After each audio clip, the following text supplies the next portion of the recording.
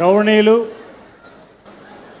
దైవ సమానులు, మన ఆత్మీయ బంధువు, పేదవాడంటే ప్రేమించే వ్యక్తి, ఈరోజు దేశంలోనే ఒక మంచి పేరు ప్రతిష్టలు ప్రపంచంలో గుర్తింపు పొందిన గౌరవ ముఖ్యమంత్రి గారు ఒక సామాన్యుల్లా వచ్చి మన మధ్యన కూర్చొని మన చర్చ జరుగుతుందంటే గతంలో మనం చూసాం, ఇప్పుడు చూస్తున్నాం.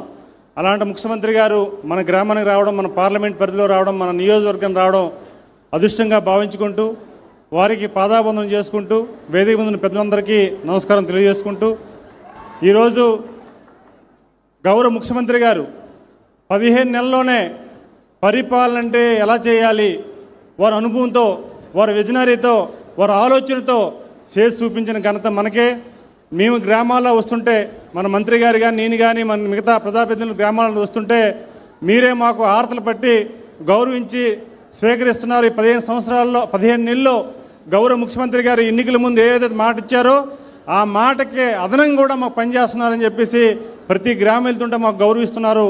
ఇలాంటి వారి నాయకత్వంలో మెంబర్ ఆఫ్ పార్లమెంట్గా నాకు అవకాశం రావడం చాలా ధన్యునిగా భావించుకుంటూ, సార్ ఇచ్చిన స్ఫూర్తితో నేనైతే 7 నియోజకవర్గాల్లో P4 సంబంధించిన స్ఫూర్తితో రేపు నేను 7 నియోజకవర్గాల్లో ఒక సిఆర్ఎస్ ఫండ్స్ ద్వారా నా ఎంపీ ల్యాడ్స్తో మనం ఒక yoga centre, digital library, reading room పెట్టి ప్రతి నియోజకవర్గ హెడ్ క్వార్టర్లో ₹1 కోటి వెచ్చించి వారి అనుమతితో ఈ కార్యక్రమాన్ని నేను చేస్తున్నానని తెలియజేసుకుంటూ, అలాగే ముఖ్యంగా వారు ఏదైతే వారు P4 కార్యక్రమాన్ని పెట్టి వారి స్ఫూర్తిని తీసుకొని మన ఈ పార్లమెంట్ పరిధిలో 3 ఆడబిడ్డలు పుడితే ₹50,000 ఇవ్వాలని ఒక సంకల్పించుకొని మేము గతంలో మీకు చెప్పాం.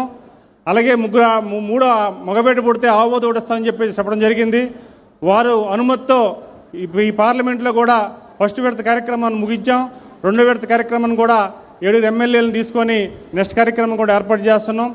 ముఖ్యంగా ఇంత అవకాశాన్ని ఇచ్చి ఈ సమయంలో ఈరోజు దేశంలో నేరుగా ఢిల్లీ నుంచి వారు ఈరోజు నేరుగా వచ్చి మన గ్రామానికి వచ్చి పేద ప్రజలను కలవాలి, వారు ఆదుకోవాలని ఒక సంకల్పంతో చేస్తున్న ఈ కార్యక్రమానికి ఈరోజు నన్ను ఇన్వాల్వ్ చేసినందుకు మీ సమక్షంలో వారికి మా హృదయపూర్వక నమస్కారాలు తెలియజేసుకుంటూ, ముఖ్యంగా పనిచేసే వ్యక్తికి అలాగే పనిచేసే మంచి ప్రభుత్వానికి ఏ రోజైతే మీరు మద్దతు ఇచ్చి మాకు అవకాశం కల్పించారో అదే అవకాశాన్ని మేము పదవిని బాధ్యతగా తీసుకొని వారు ఇచ్చిన సూచన మేరకు మీ గ్రామాల్లో వస్తుంటే మాకు చూపించిన ఆదరాభిమానాల్ని మరింత ఉత్సాహంతో మేము పనిచేస్తామని మీ ద్వారా వారికి మాటిస్తూ ఈ అవకాశం ఇచ్చిన ప్రతి ఒక్కరికి హృదయపూర్వక నమస్కారాలు తెలియజేసుకుంటూ థ్యాంక్ యూ ఆల్. జై హింద్.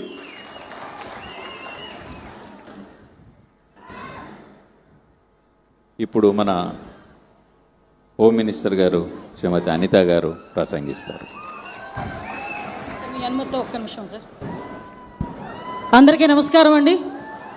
ఈరోజు ఈ గ్రామానికి విచ్చేసిన మన మహానాయకుడు, సంక్షేమానికి వారధి, సంక్షోభం వస్తే నేనున్నానని నిల్చునే వ్యక్తి, అభివృద్ధిలో అతనికి సాటి లేని మరో వ్యక్తి, నాయకుడంటే ఇలా ఉండాలని చూపించిన మనందరి ప్రియతమ నాయకులు గౌరవ ముఖ్యమంత్రి గారు చంద్రబాబు నాయుడు గారికి ప్రత్యేకంగా ధన్యవాదాలు, నమస్కారాలు తెలియజేసుకుంటూ, సంక్షోభం ఈ రాష్ట్రానికి ఎప్పుడొచ్చినా కూడా గుర్తొచ్చే ఒకే ఒక నాయకుడు చంద్రబాబు నాయుడు గారు. ఎన్ని సంక్షోభాలు ఆంధ్రప్రదేశ్లో ఉన్నా కూడా వాటి నుంచి బయటపడడానికి నేనున్నానని ముందుకొచ్చి ఆ సంక్షోభం నుంచి బయటపడమే కాక అభివృద్ధి వైపు ముందుకు తీసుకెళ్తున్న మహోన్నతమైన నాయకుడు మన నాయకుడు. మన చంద్రబాబు నాయుడు గారిని మన నాయకుడు అనే కన్నా ఈ ఆంధ్రప్రదేశ్ రాష్ట్రానికి నావికుడు అంటే కనుక ఇంకా బాగుంటుందని నేను అనుకుంటున్నా. దానికి మీరందరూ కూడా సహకరిస్తున్నందుకు ప్రత్యేకంగా ధన్యవాదాలు. ఈ కార్యక్రమానికి మన కలెక్టర్ గారికి, అదేవిధంగా వేదిక మీద ఉన్న మంత్రి గారు కొండపల్లి శ్రీనివాస్ గారికి, ఎంపీ గారికి, అందరికీ కూడా పేరు పేరున ధన్యవాదాలు తెలియజేసుకుంటూ, నేను ఈరోజు ఈ మైక్ తీసుకునేదానికి ఒకే ఒక కారణం ఉంది.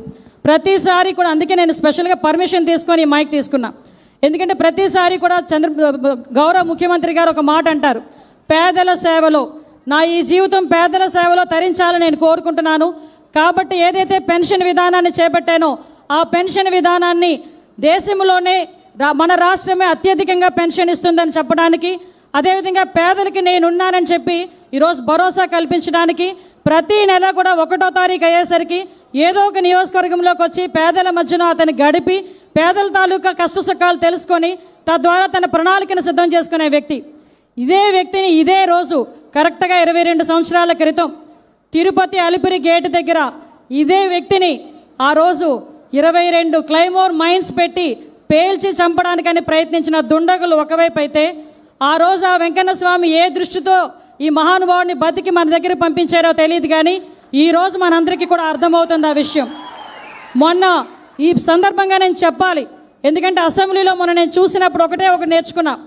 చంద్రబాబు నాయుడు గారిని చూస్తే ఇలాంటి మీటింగుల్లో ఒక సీఎంలా కనిపిస్తారు, అసెంబ్లీలో పవర్ పాయింట్ ప్రెజెంటేషన్ చేస్తే ఒక టీచర్లా కనిపిస్తారు, అదే ఒక వ్యాపారవేత్తల మీటింగ్లో కనిపిస్తే ఒక వ్యాపారవేత్తలా కనిపిస్తారు, ఒక ఆర్థిక శాస్త్రవేత్తల మీటింగ్లో కనిపిస్తే ఒక ఆర్థికవేత్తగా కనిపిస్తారు.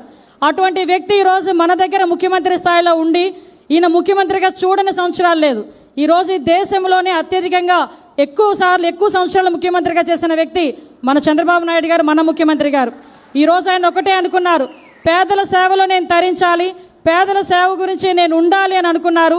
ఆ ఉద్దేశంతోనే ఎన్నో సంక్షోభాలను ఎదుర్కోవడానికి ఈరోజు మనందరి ముందుకు పంపించిన ఆ దేవుడికి కూడా మనందరం కూడా ఈ వేదిక ద్వారా ధన్యవాదాలు తెలియజేయాలని మనస్ఫూర్తిగా మీ అందరికీ కూడా తెలియజేసుకుంటూ, ఆ మహానుభావుడికి ఆయురారోగ్యాలు ఇవ్వాలని, మీ అందరి ఆశీస్సులు ఉండాలని ఒకే ఒక మాట. సార్, మీ అందరికీ తెలుసు విజయనగరం జిల్లా ఉత్తరాంధ్ర జిల్లాలంటేనే వెనుకబడిన జిల్లా అని అందరూ అనుకుంటారు. కానీ మీ సారథ్యంలో ఇక్కడున్న ప్రజాప్రతినిధులు కానీ ఇక్కడున్న అధికార యంత్రాంగం అంతా కూడా అభివృద్ధి చెందిన జిల్లాలుగా మార్చడానికి, అభివృద్ధి చెందిన జిల్లాలుగా ప్రకటించుకోవడానికి కూడా మీ ద్వారా పనిచేయడానికి మేమందరం కూడా సిద్ధంగా ఉన్నామని ఈ వేదిక ద్వారా తెలియజేసుకుంటూ, ఈ అవకాశం ఇచ్చిన మీ అందరికీ కూడా ప్రత్యేకంగా ధన్యవాదాలు, నమస్కారాలు తెలియజేసుకుని సెలవు తీసుకుంటున్నా. జై హింద్.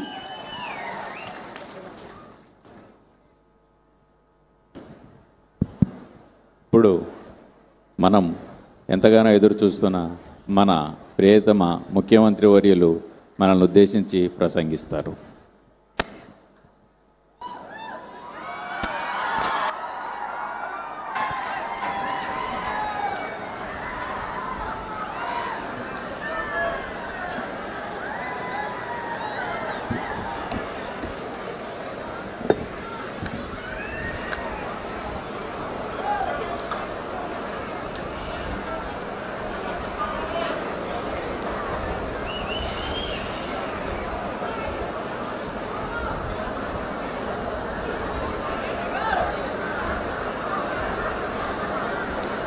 ఈరోజు నేను